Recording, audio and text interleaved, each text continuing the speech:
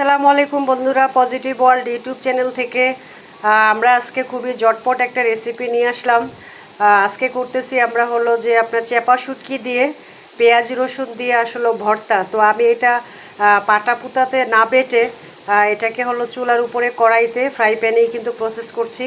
হালকা শুটকিটাকে একটু বেজে করে নিয়েছি, সিদ্ধ করে নিয়েছি। মাংসর যত রকমের মশলা আছে, হলুদ মরিচ পরিমাণ মতো লবণ সব কিছু দিয়েছি। স্বাদযুক্ত একটা খাবার, কারণ মুখে রুচি ফিরিয়ে আনার জন্য কিন্তু এরকম স্পেশাল ভর্তাগুলি খেতে হবে। লোভনীয় খুব খাবার, এবং ভর্তাগুলি অবশ্যই যখন আপনারা করবেন আশেপাশে যারা আছে সবাইকে দিয়ে খাবেন, নাহলে কিন্তু পেটে অসুখ হতে পারে।